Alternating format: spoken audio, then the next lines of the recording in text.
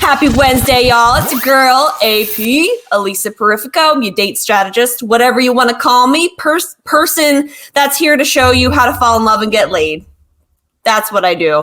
And I'm so excited for tonight because you guys are kind of seeing like an on-camera reunion a little bit because my girl, Dr.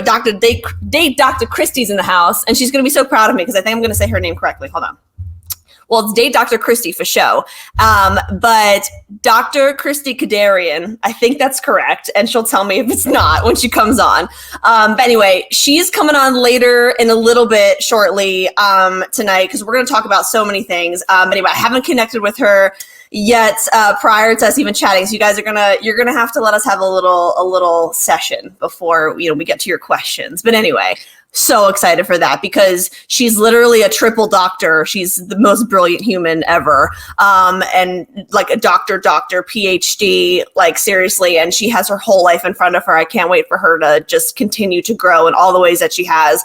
But anyway, my favorite part about Christie is that she brings so much science and culture and just general life right now, bringing that energy to people being single. She's, she ain't your granny's matchmaker, date coach, all of it.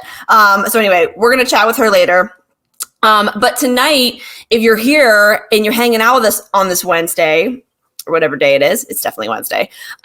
We're here because we can all share this effort or this struggle that you are somebody that is like, yo, is this person I'm talking to, are they worth my time? Are they worth my effort? And that is we are talking about today on our episode because a lot of you have that question, right? You guys sit there, whether you're dating in person, whether you're dating online, whether you're dating in general, right? Or just getting to know somebody new, you really question this sort of, is this going to go somewhere? This like ping pong, this mindless ping pong of dating somebody new. And, so, and I ask you guys, like, why? Like, why are you dating this way? Why is this the way? And everybody's answer is like, because that's the only way that I know. Like, it's just like you date and maybe you meet somebody by chance or algorithm or whatever. And isn't that a little weird that we leave all of that up to like mystery? Guys, come on. So what I want to talk a little bit about tonight is that, yes, you guys can't control the internet. Yes, you can't control who you meet. But in reality, you can control a lot of the strategy that goes behind how you approach somebody or how you meet them and what circles you put yourself in. Because whether you know it or not, we are all victims of the internet, whether we like it or not. And if you are seeking love, if you are seeking a relationship, if you're seeking a connection, you have to be extra careful where you're putting your eyes and your attention, because that, my friend, is where your heart is going to go. So let's bring this up. Enough of the ranting, because here I go on the rant. But you're in the right place if you're just tired of surface connections that go nowhere. They go nowhere. Over it. Just over it. I'm so over it. All right, this is you. God, like, you just saying hi. Like, hi. Like, whatever. Just saying hi. Just like, I don't even know what that means. Like, what do I say hi? Like, hey, you? Like, what's hey, you? Like, how many texts do you have to write for him to come over and pull his pants off? No. Wrong. And then same with the guys, right? Come on, guys, be a little bit more creative. What do you want, right? We have to give levels.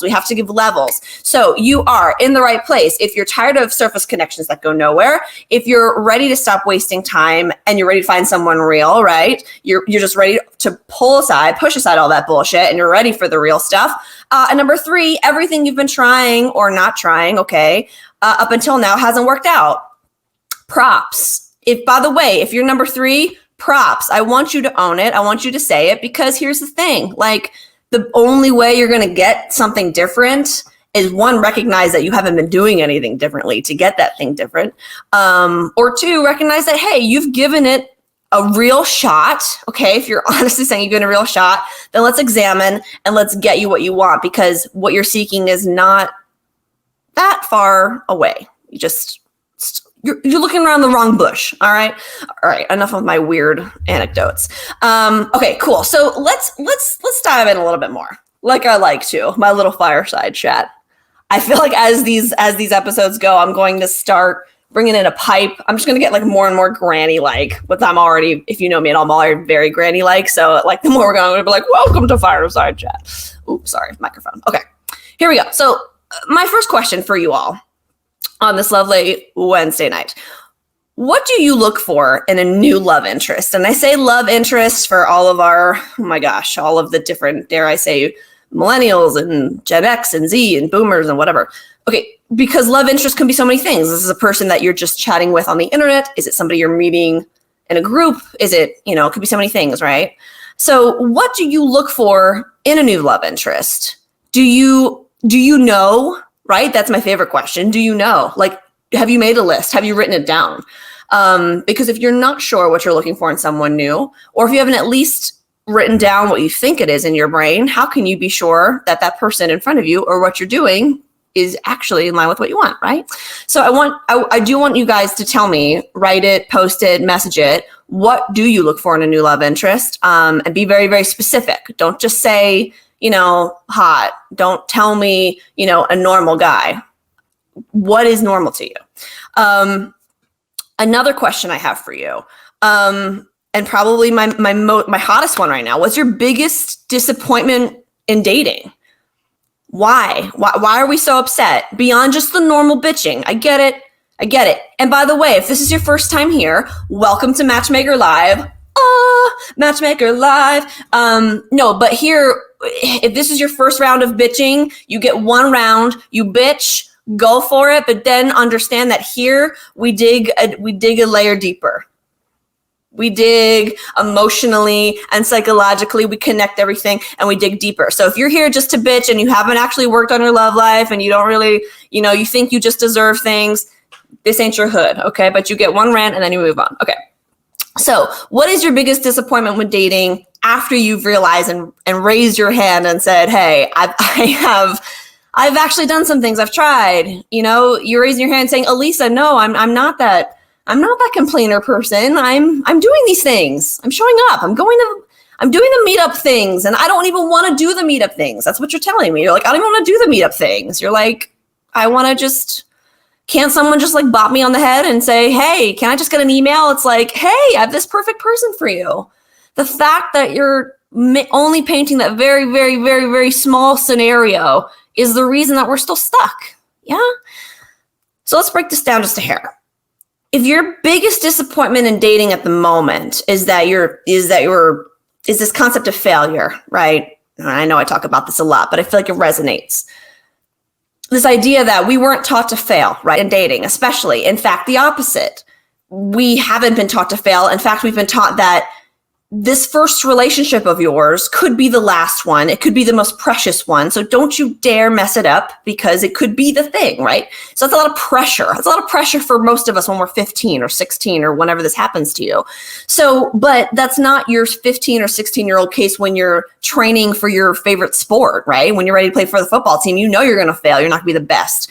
Or you're playing an instrument, or you're studying a language, or a subject, right? All of these things you're studying, and unless you're a prodigy, you have failed in some capacity. And by the way, that's acceptable and that's good, because the more you failed means you're going to hit that moment of succession, the moment you're going to succeed. And that's what you want, right? But in love, it's like, what? You're not supposed to do anything at all and it's supposed to work for you? What? Wait, hold on. I'm supposed to just like be alive, and like love is just supposed to happen in all of its glory. Like I'm amazing. You must be amazing. We all must be amazing that we just attract this love and we don't do anything. I know. I hope you're laughing with me, because I hope you hear the ridiculousness, because that's a little bit what we're here to do, is just kind of blow up the ridiculousness just a hair, because not people don't do it enough, and that's the reason y'all are like lonely and sad and you're scrolling and doing the things. Okay. You can tell I move on from the questions when I'm tired of hearing myself talk, because I really want you guys to hear Christie talk. Okay, and then third question, and then we're going to bring Christie on, because okay, third question I have for you is, what is keeping you from finding a decent date online? So again, if you are in the camp of, yes, I've been online for a really long time, like, get off my back. What's keeping you from finding that decent date? Okay. And if you're not online, that's cool too. But like, what's keeping you from finding a decent date, period? What is it? Like, be specific. Is it your circumstances? Is it transportation? Is it your head? Have you not thought about it? The more real you are, the more you come to grips with this, the more we're going to get you what you want, which is what we do here. We make wishes come true. Wizard of Oz. Actually, he didn't really do that, did he? I got to think of a different comparison. All right, enough of that, you guys. Let's talk to my girl. I'm going to bring on my girl, Christie. And I'm going to give her a couple extra moments to judge, because I'm all like, I probably like surprised her, just be like, hey, what's up? Anyway, I'm so excited to bring her on. The date doctor, Christie. Just bring her on. She's going to bring her on right now. I can't wait to see her. Oh my gosh. There she is. Ah! Hi. Oh my goodness. I did warn them that we would have a little bit of a reunion on camera. And then I did say, don't squeal. And I squealed. Oh, I'm the worst. I'm feeling a lot. It's so good to see you. Oh my gosh, seriously, you're amazing. Hi, so good to see you. How are you? Oh gosh, so great now that I'm chatting and connecting with you again. Right. Doing how ridiculous I am. I feel like all I did was just want to entertain Christie. Like, how could I make her Monday morning? Like, how could I just make Christie? Because Christie was like actually one of the few people that I feel like would always, whether she actually thought it was funny or not, would laugh at me. And so I was like, it always makes me feel good. I really do think you're funny, though. I love you. Oh my gosh. Anyway, but holding down the court and the fort in LA, my girl, go Dodgers. Yes, go Dodgers, finally. Finally. That's another conversation. We have to talk about that at some point, because many things. Many. But I really want your brain is why you're here. And I don't know if I did enough justice. I don't know if anyone can do enough justice in not just your resume, but really your passion for this space. And it's so important. And that's why I've been such a girl fan of yours forever, because it's like you really bring the science to something that everybody doesn't really understand is really science. And think it's nothing. I don't know what they think it is, honestly. Magic. So anyway, I love that you bring real science to it and that you've studied the pants off of it. Like, literally, you have more degrees than anyone I know on it. And it's real, and you're doing it, and you're like not even halfway done your life. So I can't even wait to anybody to bring that realness. So but yeah, anyway, so I'm going to pick your brain. We're just going to chat with you about it.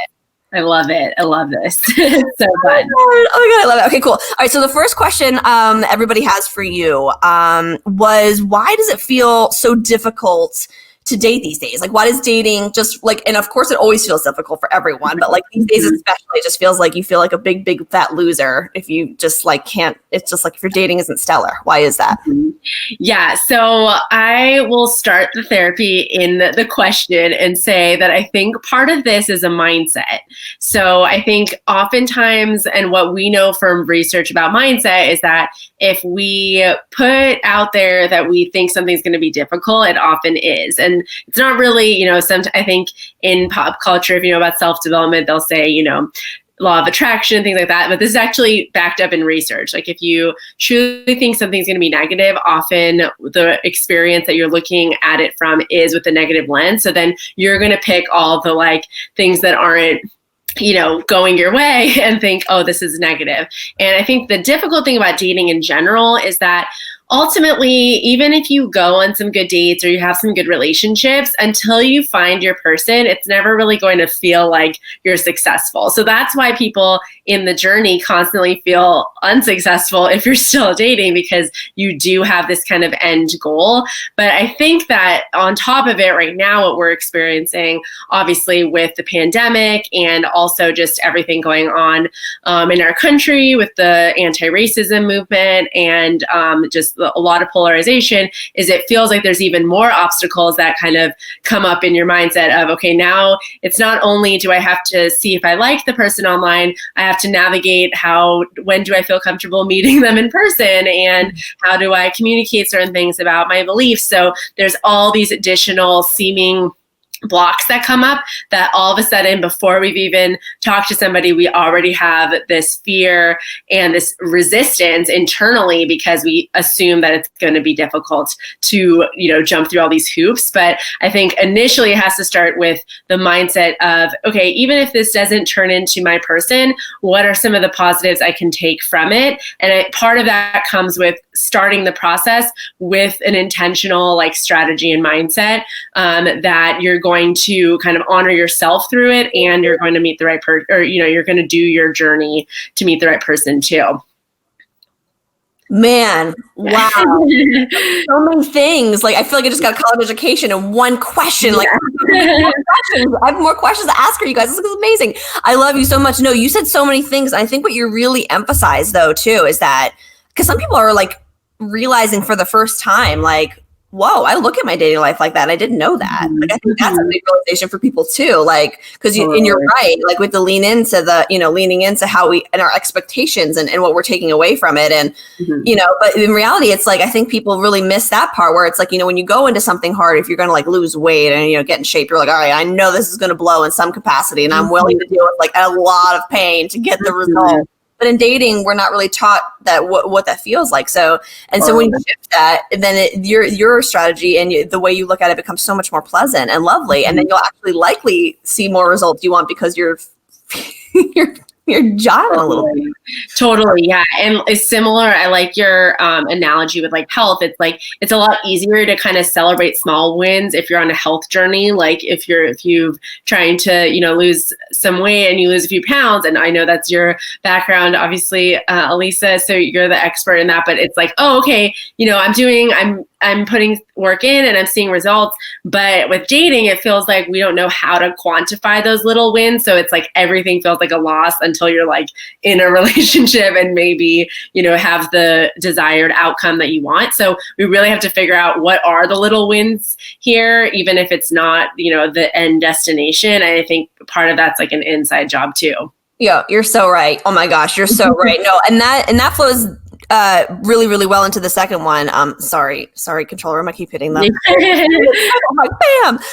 Okay. Next question was, why should singles approach, or how should the singles approach dating right now?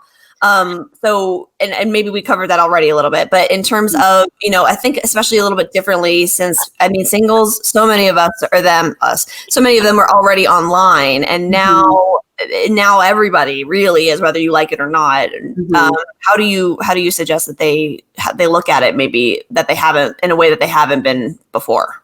Yeah. So the way that I'm coaching clients right now through the pandemic to date is be really clear on who you are, first of all. So now is a really good opportunity to know about yourself, kind of do some reflective work with a coach or a therapist or somebody if there's some past relationship trauma kind of coming up for you. First, know yourself. Second, know really what you're looking for. So dating's where's Waldo? If you don't know what you're looking for, it's going to be really hard to spot when you find him. But Waldo, we all know what we're looking for.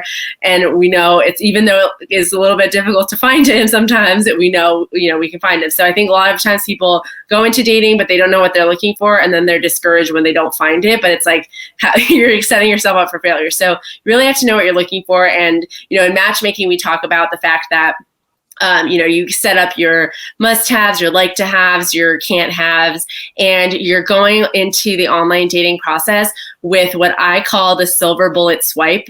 So that's your one thing that you're okay, you really want someone who seems like they have a stable career, or you really want someone who's from a certain faith background. So when you go on the app and you're swiping, that's your main thing. And if they meet that, you're not then analyzing, oh, I don't like their hair or whatever. No, they met that thing, you're swiping them to the next round. And I think, so that's the second thing, knowing what you're looking for, and then kind of knowing how to move through the process. So I always say that dating apps are a tool, and it's how you use them. So similar to, Lisa's amazing at makeup, obviously, as you can see, so beautiful. But the same person that buys the same product she does from Sephora can apply it in a totally different way and not look as amazing as her. So the way that I say that is you can use the tool in a way that's going to help you get the result you want, or you can use the same tool. You could spend the same $500 at Sephora and not look anywhere near that. So you really have to learn how to use the tool to get to that conversation and connection, rather than get stuck on, messaging forever, or meeting too quickly without knowing more about the person, or just being focused on the wrong things. So it's really a lot of the background work that you have to do beforehand. So you're going in really focused and intentional. So you're not setting yourself up for frustration or failure. Yeah, no. And I love that. And intention. And again, this is a little bit of, if you're not willing to intentionally date, like, we're not your hood, because it's going to be, it's a mess. It's a mess because of that. And a little bit of, again, and we're comparison town, which is so good though, about health, where it's like, if anybody who's ever tried to improve their health or get in shape did not just it didn't just happen. It didn't just be like, oh, I just wish it would, it didn't just hit you. You didn't just lose the weight. You didn't just, you worked your ass off. You worked your freaking ass off. And so with your love life, it's like, understand that this innate nature for you to have this, to know what to do without asking questions, throw that out the window. That's not real. Like, and I hate whoever forced that in our brain, that we would have this innate, I'm going to know what to say and what to do is going to come to you at the right moment, because nobody does. And everybody gets really on themselves about it, and they stay isolated. So I love that you're shedding into light, where it's like, yo, the minute you're like, oh, it's cool that I don't know that, the same way I didn't know that I needed to eat this way and work out this way to lose weight. Oh, okay. Get past that. We're all about that humility here. Like, get home, and then you'll get laid. Yeah. And I think that's the number one thing. I mean, we see it sometimes in matchmaking, is like, people are just coming with that, okay, this is what I'm ordering and you're going to deliver on it. But it's like, we're not willing to be part of the process of improvement to get that person. So that's the number one thing I tell clients. If you want someone who's, financially secure, financially literate, check in on your own financial literacy. Like, do you need to work on that yourself? Because you don't want to just find somebody that allows you to not do the work that you need to do on yourself, because that just leads to disaster down the road. So work more on, if you want someone who's really committed in their faith or something, like, work on that in yourself, so you can kind of embody those things. And then abundance, breeds abundance. So then you can find someone who's like that, rather than, often we used to get this a lot in matchmaking too. It's like, okay, I want someone who's super fit, but then they no matter what their body shape looked like, they didn't work out at all. I'm like, well, actually, if someone's, a gym rat and at the gym for 5 hours a night, and you like watching Netflix, this is not going to go well. I'm like, how sweet you are. I'm like, you piece of shit. You do not work out. You want that? And you're just so sweet about it. You should be like, get your ass. You were my balance. But yeah, it's so funny, because we think that that's going to let us get away with not doing the work, but it's really not. So you just have to work on the things that are important to you, and then see that kind of come through in dating. Yeah, no. And I think that that's really, really right. And I really want, and I think a lot of people too, and they're like, okay, we get it. All these things I have to consider before I date. But I think a lot of people do create connections, and they're just unclear of what to do next, or what. And I think a lot of people get so flattered by a connection, they might get a little clouded if it's the right one or not.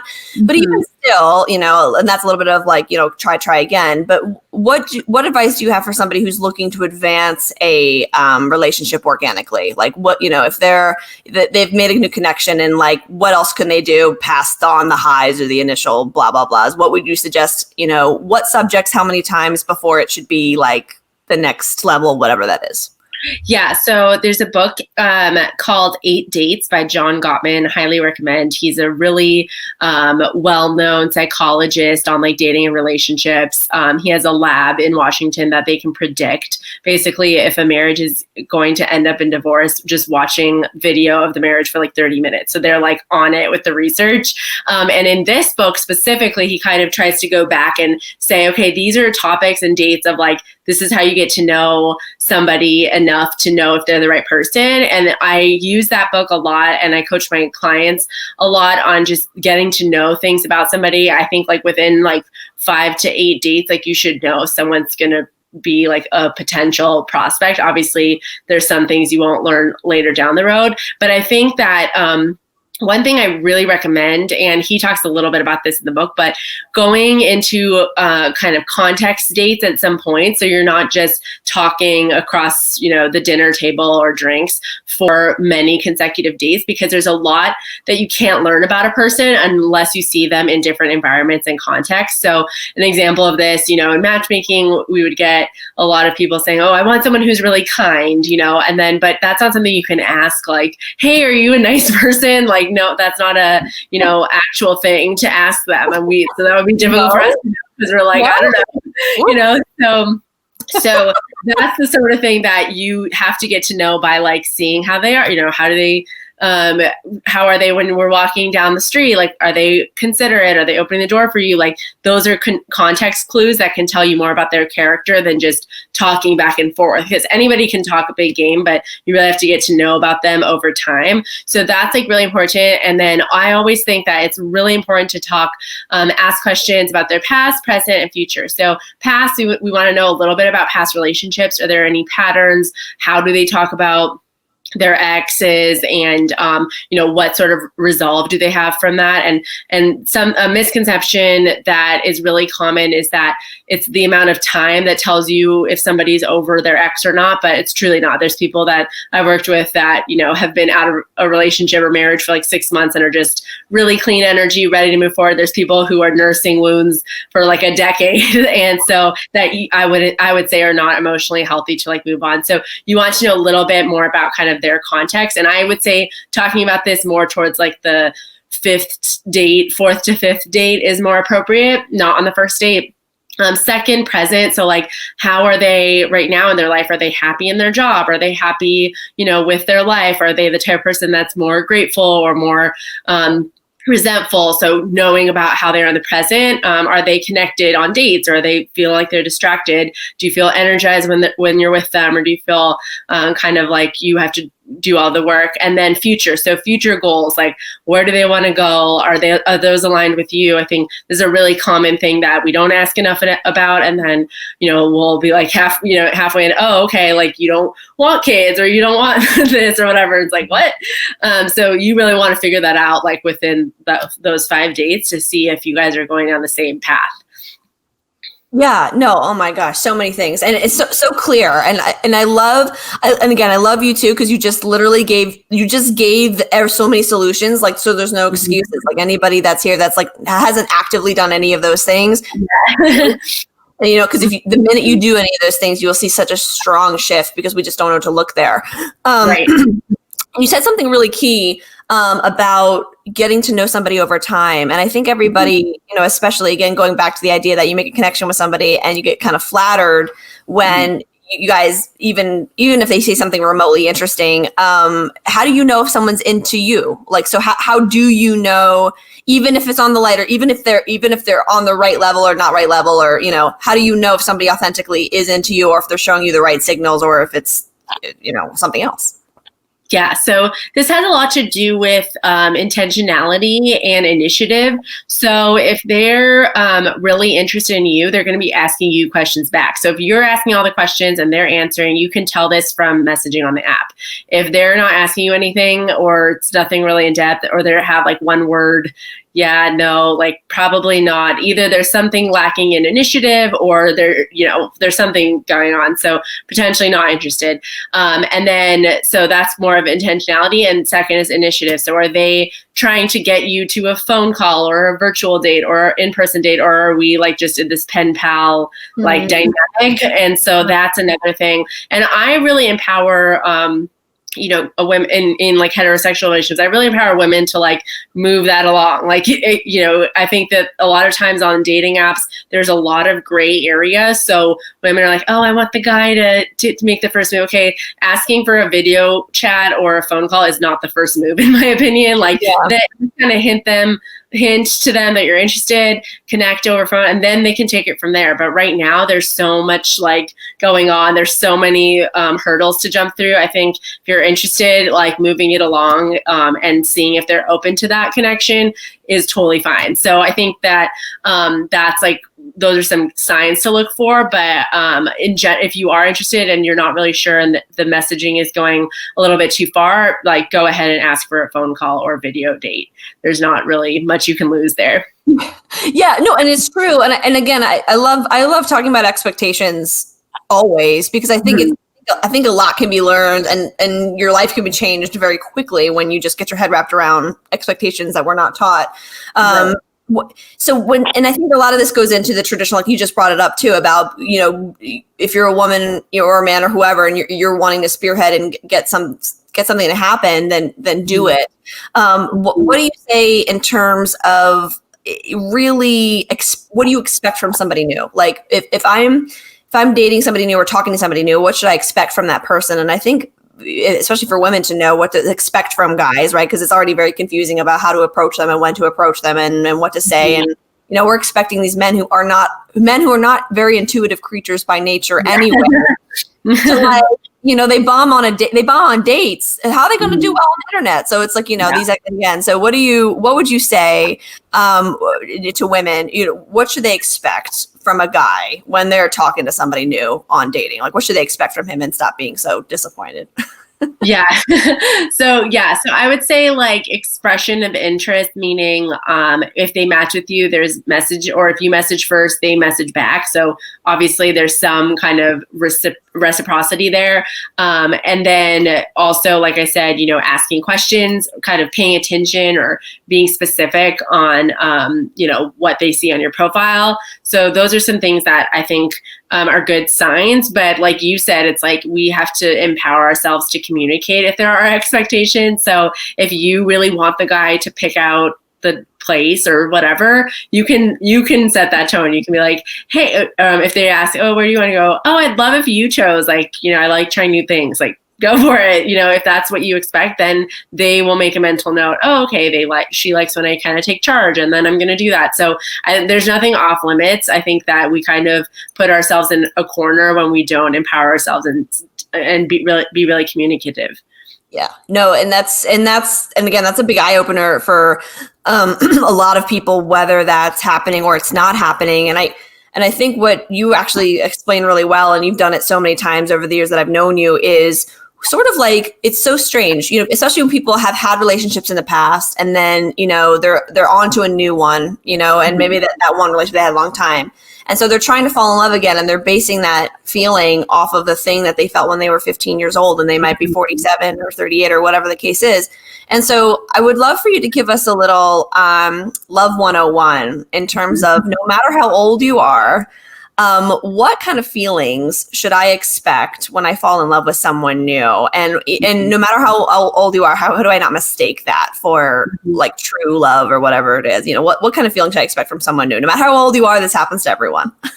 Yeah, I love that. Yeah, and there's a saying in Buddhism that when you meet the right person for you, it's not all these like butterflies, whatever. It's actually like the opposite. It's actually like calm and peace and all that. So I love that saying because, and that kind of aligns with research in psychology, that basically if you meet someone and you're like, this is the one, love at first sight. I don't know if you guys watched The Bachelorette, but we kind of just saw that all go down with Claire. It was like, this is my friend, walk out the limo. Yeah, maybe that could, maybe, but we have to kind of allow the process to take its toll and to differentiate if that's just kind of lust or if it's really like has potential there. But I would say, in one of my psychology professors used to say, if you ever have that feeling like this is my soulmate, you should run the opposite direction, because there is actually something there that's triggering some past trauma that makes you feel like, oh, this is my person. I would say most of my successful couples didn't have that. Everything's butterflies and we know they're the right person on the first date. So that's why we always say, like, give it a second date. But I do think that that's a good sign in the first date is if you feel like you can be yourself and you don't feel like you're kind of putting on an air or trying to be someone they like or trying to kind of navigate it. You just kind of feel at ease and authentic. And that's like a dynamic. That means that they're being authentic and you're able to feel that way too. So that's a really good sign. And I also think that if there's that potential for the emotional intimacy, like you're kind of asking, you're feeling like they're connecting with you, the nonverbals are there, then that shows a good sign of intimacy in other ways down the road, like physical, intellectual, spiritual. So that's a good sign as well. If you feel like you're connecting with them and you feel that they're connecting with you and there's that like presence. So and that's a tip I give all my clients, like pretend that they're the only person in the room, like all your attention there, because that really makes people feel valued and cared for. So yeah, those would be some of my signs, but I think you really have to know over time. I always joke with my clients that if I ever wrote a book, it would be called Consistency Over Time. Like that's how we know that there's the consistent character over time. I don't mean to put you on the spot, but I mean, there's no way you're not working on some sort of a book. Like it's you. Yeah. You heard it here first. What'd you say? Yeah. What'd you say? I said you heard it here first. I know, but you know who did, because it's you. And it's obviously, but I can't obviously, and I will be at all of your book tours, and I will open for you. I'll be your intro. Oh my goodness. Do it. That was amazing. It was so fun. All right, back to this, because this could derail really fast because we have a girl romance. Right. Okay. So, but my real question for you was, and I think you kind of mentioned this, but I think it's so helpful for people to boil these things down into like digestible milestones, like you were saying, the small wins. Mm-hmm. So when somebody's meeting somebody new, like what are these things that they can keep in mind as maybe even little check marks? Like, okay, this is like even when I do trigger or I go somewhere that I'm recognizing that I'm not behaving in the way I'm supposed to. Like, how do I check them? Like, okay, that's all I needed to do today for my. I've kind of did my 10,000 steps today for my. We kind of need that modulation. Without it, you just fail, right? Totally. Anyway.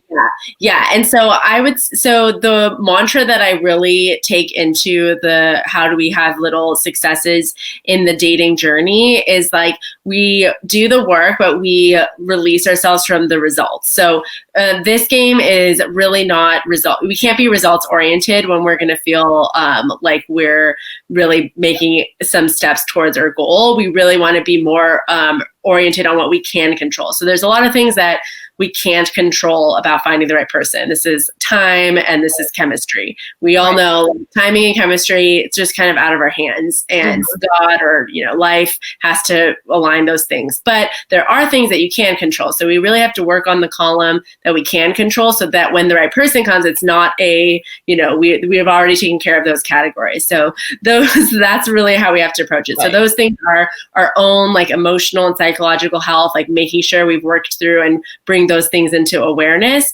Second is time and our investment in that process. So it's what you're bringing to it, how serious you are, and how intentional you are about investing that time, and also investment of resources. So like getting a coach, getting a therapist, all of that, those are things that you can control as well. So we really have to put everything into the buckets that we can control. And so one thing that I think is a really easy way to win this is by really making a plan, like a dating strategy for yourself, as far as what's going to keep you, we're in this for the long haul, kind of, but we don't really know. But we could be in it for the long haul. So we really have to monitor and track our like energy and what's really overwhelming. Like, is it really serving you to be on 20 apps and being on, messaging people for 5 hours a day? Probably not. Like, you need to conserve your energy and be smart about being resourceful with that. So like maybe it's 2 times a day, or like in the morning, I'm swiping for 20 minutes. And then in the evening, I'm like an hour to message back and swipe more. Okay, cool. I did that, like done. Move like on to the next day. So those are things you can control and you can create structure around, so it feels like you are doing something to move the needle.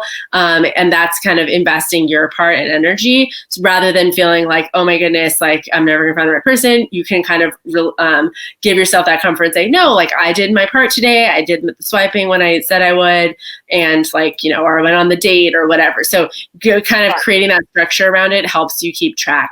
Yeah. No, I'm totally feeling you. And so in that same notion too, would you say like you could use those same tools as pillars to sort of figure out if like what you're doing is right or wrong? Like, because I think a lot of people, especially in the love space, they go by this feeling, like intention, like what feels like the natural thing to do, therefore it should be the thing that I do. When in case, because they're following the instinctual thing from their past that they probably shouldn't be, it's sabotaging them. So would you say in terms of like kind of those kind of very sort of not objective, but just sort of outside little flags that you have, are little notches that kind of keep you in check. Like, no, even though I feel this way, I need to be doing that.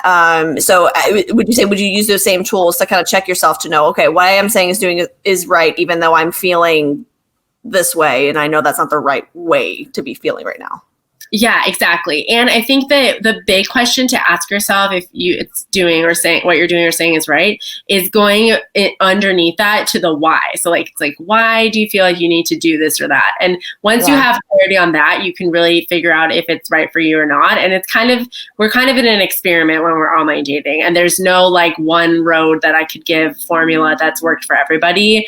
I've had some super surprising matches come through that I was like, but no idea if these people are going to hit it off, and then they're worried. And then there's other people that I was like, oh my gosh, these people are soulmates. This is going to work. And then the date like went nowhere. So we don't really know that much about it. But I think that underneath that, when you ask yourself, okay, like, why do I feel like I should be doing this or that? Then you can see if that aligns with your values. So an example of that with the client that I had is she seemed to like always, she had her, things that she was looking for, but then she seemed to always compromise them and then when we went to the deeper why, why do you feel like something that's important to you is having that financial stability, and then you keep being okay dating guys that like have no ambition and just no like job or whatever. And the underneath was her why, which was that she feels like she's asking for too much. And then we went back and did work around, okay, like where in your life have you felt like you're too much? And like, that came out all over the place. So it's like, she's relived this pattern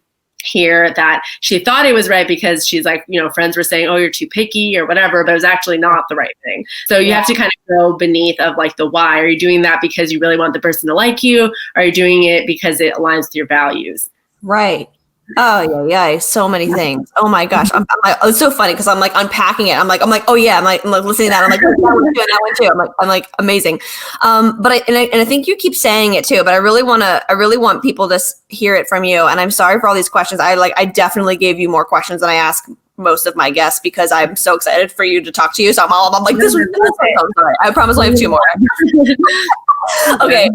I want to know, so what are the big mistakes? Because I think a lot of people are self-aware enough, especially when they hit their 30s and 40s, that if they're single and they've been trying it, like, all right, like I'm not perfect at this. I'm doing something wrong. What is it? So what would you say, in your opinion, are the biggest mistakes that people do when they're trying to get back out there in any capacity? Yeah, so I would say one of the biggest mistakes that people make is that first, like I mentioned, that they're not really clear about what they're looking for and who they want. The second is that they overload the system. So they are going on like 2 or 3 dates a night. They're just kind of treating it like it's like a business consult. Okay, next, on to the next. And they're not thinking about the process part, which is your energy, what you bring to the date really makes a huge impact. So you really have to think of it more as like, okay, when do I feel most myself and my best self? Okay, maybe it's a Saturday, so I'm only going to date that day. I'm only going to go on one date this week, and it's going to be that day. This like quantity over quality thing. So really focus on quality, I think, is another mistake. And then I also think that, and right now we're kind of seeing an interesting positive from this through COVID, is that people are getting to know each other a lot more emotionally before the physical side heats up. And there's been some research on this that's kind of interesting in that, we have different levels of intimacy. And often, when we feel like we're really attracted to somebody and then we hook up on the first night or something, the physical intimacy is like up here, and then the emotional, mental, spiritual intimacy doesn't really have time to catch up. But if we feel like we're all kind of doing it at the same rate, that has more potential to build a foundation where a relationship can kind of come from that. So that's something to think about. And with COVID right now, I think a lot of people are like, okay, what are the physical like bound. I encourage all my clients to kind of be okay with where they're at with, dating people or hooking up on the first day, or knowing if, where someone else is at with how strict or not that they are with like quarantining and things like that. But it's been an interesting thing because we're asking a lot more questions. We're getting to know each other a lot more via video dates. And then you can kind of think more clearly about if someone's a good fit for you before that part kind of takes it out of the potential for the other parts to catch up. Yeah, it's literally like the best case scenario. Some people just want to complain. There's always those people, but it's like, guys, there's a pandemic, and now like you really don't have to go meet this person. You actually like figure out if they're we're just doing what messengers do anyway, which is like force this FaceTime to figure out who this person is before you go out with them. Yeah, I think that the virtual date should be the new first date because it saves so much time, and makeup, For real. Well, especially these ladies. I mean, I can't tell you how many gals who are like talking, they're talking to these guys, and I'm like, if he smells fishy at all, video chat, like, be done. Mm-hmm. Okay. And then I wanted one more question for you. Then I know you're like busy lady, and I don't want to take up much of your time because I love that you even are here. When you're choosing, what tips do you have for people when they're choosing a dating platform? And I think this is important for so many reasons, because I'm not sure people understand that there's quite a large scale of different ways that you can date. There's a lot of different ways that you can invest when you date. And I don't just mean financially, but I mean emotionally. And I think, again, once you've understood, okay, me dating randomly is different than me hiring a matchmaker, or me, hiring a date coach or joining a group or whatever. So especially people who are not really sure where they're at or what to do, like what tips would you have for somebody when they're choosing these things?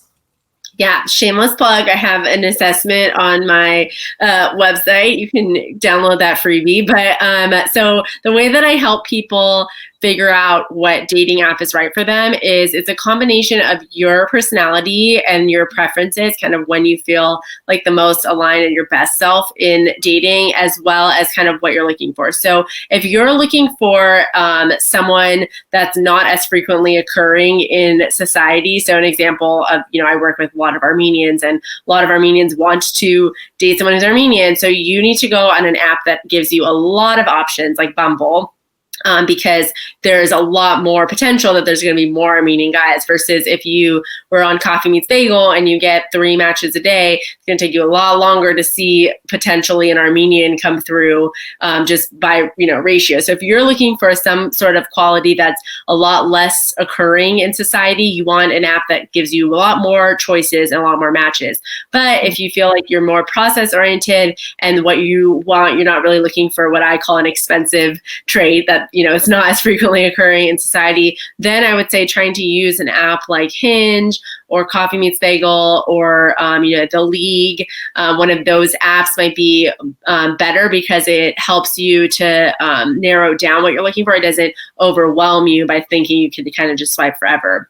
And I usually will recommend if you feel comfortable enough using one that's a little bit more selective and potentially a paid one like eHarmony or Match, as well as one that's like a swipe app. So usually I'll recommend Bumble shamelessly. My husband and I met on Bumble, but usually I'll recommend like Bumble and either like one of eHarmony, Match, or Hinge, Coffee Meets Bagel, and use both of them just to kind of see. And something that I hear a lot is like, oh, I saw this guy in another app, and it's like, doesn't matter. You're looking for someone great, like should be on any they want. So so that's the stigma that comes up. But I think kind of paying attention to yourself and starting out slow, starting with one, and then once you feel comfortable, you have a rhythm, you have a structure, you can add another one. Don't try to go on every app and just overwhelm yourself. Right? Why do we do that? We just love to overwhelm ourselves. And you're saying so many great things about like in terms of how to choose different things. And I think that's important that you pointed out that it's not, so many people are like, oh, this app is better, but it's like, it's not the app, it's the tool. It's a tool. Exactly. Because like you said, there's the same persons on different apps. So it's not like a better community, it's a better tool or a different tool. So when you know that, it's like, if you don't know how to use these tools, then you can work with people, AKA you, to figure out the best way to do that. And frankly, a lot of your problems could be solved by doing that. And yes, of course, shameless plug. We have all these things, but we have Dr. Christie Kederian. Did I say your name right, by the way? Did I say your name? It's easier than my maiden name. I know. While I was going to say, at least not your maiden name. I was like, so many years we butchered that one, but that's okay. Anyway, yes, Dr. ChristieKederian.com. And then also, I know you're amazing on Instagram. If you're really give amazing tips and things. Date Dr. Christie is your Instagram handle, which is so phenomenal. And yeah, if you guys seriously, if there's any way, shape, or form, if you're just like remotely a human that just needs some guidance and direction, like this, she's got everything, and you need to go check her out, and she can do all that stuff. Thank you for playing with me tonight. I am like, and for real, that's offline where I can obviously just hear all about your life and your all that good stuff. But I'm so happy you're holding it down in LA on the West Coast.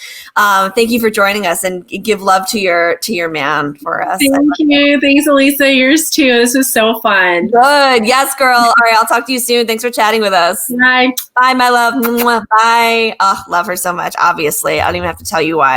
But anybody that loves their craft as much as she does, and really like puts I think what's the coolest thing about Christie when so I'm like getting my notes back here because I hate to look at myself when I do this. I think my favorite thing about Christie is that there's so many people that just talk the talk, like obviously, especially when you live in LA, right? Everybody talks the talk, but Christie just like, she just does things like, and she does it thoroughly. It's not even like she just like does things and isn't prepared. It's like every time I would see her, she's putting together an event, or she's organizing a group, and she's got this community and this network, and it's so empowering to see somebody who's, my age doing these things and really a doer and doing it actively well in the community. And so anyway, that's why you guys know I only bring on not only good friends of mine, but really people who know what they're doing, right? Because listen, time is short, and you got to make sure you don't waste it. Anyway, so go check her out, Dr. Christie Kederian. .com. She's amazing. And of course, I'm going to bring her back on as much as she'll let me, because I'm obsessed with her always. And so, okay. So what do we think about all this, you guys? Inevitably, what do we pull from all this? Because, I think we could dissect, look at my notes. We could dissect all these things, but I really want you guys to think about a couple quick questions. And then I want you guys to watch a quick package from one of our current members. But what's your goal? All right. What's your goal when we're dating? Okay. And I'm just going to go through these because Christy and I talked a lot already. Second question is, do you know what the real problem is? Because if we don't know the goal, maybe that's the problem. Or if you do know the goal, maybe the problem is that it's too specific, or it's too, your expectations are out of place, right? So we need to start dissecting these things. Third question I have for you is, what can I do to change this? What can you do to change this, right? It's fine. It's fine if you didn't do it, or your life isn't different. That's okay. But it's what are you doing after the fact? What are you actively doing to change your circumstances? Because everybody hates a negative Nancy. Like everybody hates the person that bitches time after time about their shitty love life when they haven't done anything to actually work on it. So don't be that person. Work on for you and everyone else that has to listen to you. Do the things that are being presented to you, take the tools that are in front of you, and help yourself become happy, because they actually do love you. And then the third question, or the last question I have for you is, why are you here, right? Like, why? Like, you know what you're going to do to change it. And whenever you question yourself, because it's scary, I understand that. Wouldn't be in the space if I didn't understand that. But just why are you here? Like, if you want to be in love, which is our human nature, you want to have a connection, you need to be with a human, the companion. There's a reason we pair up, and we have since the dawn of man. It's literally in our biology. So just remind yourself, okay? It's the bigger picture. That's why you're here. All right. So enough of this. Christy talked a lot about expectations, all these things tonight. I'm going to let you hear it from one of our current members, Sarah. She says it. We had a really, really funny chat. Really makes me laugh. Anyway, check it out. I'll let her talk.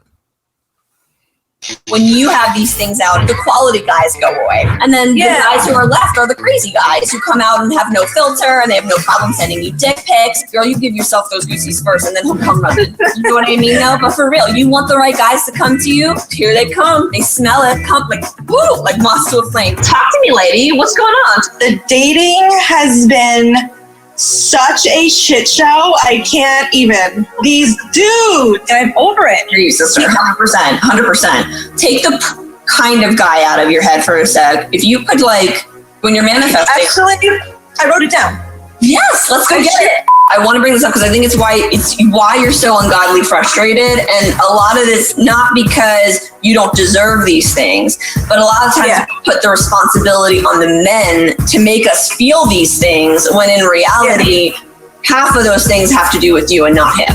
Girl, you give yourself those goosies first and then he'll come running. You know what I mean? No, but for real, you know law of attraction, give yourself those goosies, you will vibrate, and you want the right guys to come to you. Here they come. They smell it. They feel it. They're like, woo, like moths to a flame. When you have these things out and it's separate, then they feel that, and then the quality guys go away because they're like, that is like one tall tower. I am not interested in climbing because it's like, whoa, like that's a lot. And then the guys who are left are the crazy guys who come out and have no filter and they have no problem sending you dick pics. We just went through all the stuff you don't want and all the stuff you do want. Why aren't we there yet? Like, what's stopping you from getting there, do you think? That's a really good question. I never had a problem finding decent guys to date. Never. It just seems like now I'm like, what? Am I on a different planet all of a sudden? Because I don't know what's going on here. Yeah, you're 13 years older. It's light years different. This is a shit show. This is the first thing to readjusting your expectations is that falling in love and finding the right person at this point in your life is going to be light years different than when it was 13 years ago. Like, it's just going to be totally different. That shock, like, of that, like, am I a different planet? You actually are. Like, the way people fall in love, the way people communicate is so different even from 13 years ago, where just even the different cues that people take, the different information that people take, it is a different time. And so you should think of yourself as, I'm learning how to date all over again. Like, okay, let me reset. Where are my tools? And like, where should I be? Where are my sisters at? Like, what do I need to know? Having a vetting system of the things that matter to you is important. And that's what makes you a smart dater. The people who are extra charming that go out of their way to get your attention, your flag should go immediately, because those are the scammers, those are the boys, those are the assholes. So if you're going to accept a whole bunch of friend requests from guys on Facebook, great. Make sure that, like, hey, Elisa, I'm talking to Joe, Johnny, and Bart. Can you check him out on me? I'm like, he's legit, he's not, blah, blah, blah. That way you can stop wasting your time and really streamline your dating and start to date the guys who actually are worth their salt. Because the reason you're not meeting them is because they're quite quiet, because they're smart and they're working. Also, I got somebody else in my waiting room. I gotta go let them in, but I adore you. I love you. I'm so happy that you're here. I'm so pumped. And welcome to the community, and can't wait to get you that man. Yeah. Thanks. Bye. You're welcome. Okay. Bye, honey. Bye. Bye. I think everybody can relate, especially in that regard. We think that, where's the line between writing down what I want versus what I need versus what I deserve versus what things you can ask for and what things you can't, right? When Christie was talking a lot about that, it's okay if you don't know these things. Innately, we're really not taught what's the difference between an unconditional value versus a conditional value. But anyway, for another episode, I think y'all are ready for some hanging out. And I really want you guys to be the ones to tell me. And I have another poll for you. Question of the night. And then we'll peace out. But I do want to know, if you could paint your ideal situation, if you've been watching this and you're like, okay, I've had a moment to think about it. If you could paint your ideal situation right now, what would it look like? And be honest, please. Are you in the camp of, honestly, I haven't thought about it? Is that bad, right? Is that you? Are you A? Are you B? No games. You're seeking committed relationship. That's your team. Or are you C? You're seeking something, casual, or you're just into casual and you're not seeking commitment because your reason. And if you pick C, you have to give a reason. If you don't give a reason, then you're not seeking something adult. Frankly, you're not seeking anything. So please answer in the comments A, B, or C, and give some contexture why. Please give some context why, because we want to know. Okay. So after that, the last question I have for you guys is, what's your next step, right? You know, I like to talk a lot about next steps because none of this matters. You know, there's different ways you can slice the bread and cut the pie or whatever the phrase is. But, geez, I have like this hair in my eyelash and I can't get it out, but I don't know, you guys can't see it, right? Oh, I just got it. Of course I just got it. All right, there we go. I know, you guys were so worried about my hair and my eyelash. Okay. All right, anyway, sorry. Back to what I was saying, your next step. Okay, so if you guys don't actually move forward with a plan or actually do something, then you're just going to be that person that whines all the time. And then every Thanksgiving, you're going to be that person that's still single and annoyingly teased by the relatives, which sucks. So next step, I've given you so many options. My girl Christie gave you so many options, but the easiest one you can do if you're looking for a vetted community or you're looking for those tools that we talked about, meetamatchmaker.com. That is where my people live, where I live. There's tools, there's more date pros, just like Christie, hanging out in there, giving the tips, giving the advice. These are all the things that you need in order to get to that love life you tell me you want. So if you actually want those things and you just don't know where to go, that's where you go. Okay, cool. If you guys have any questions, really, that's why we're here. So did you find this valuable? Was this valuable? Yes or no? And if it wasn't, what more would you like to see? Be respectful, of course, but please, what more would you like to see? And if it was, what part of this video did you like the best? Put the timestamp below, and we'll pin you to the top. Let us know what's the best part of the video. Okay, that's all you guys for now. I hope you had a great Wednesday night. I'll see you here next Wednesday. We're here every Wednesday, 8 p.m. Eastern Standard Time, Matchmaker Live, here answering all of your questions. Until then, I will see you.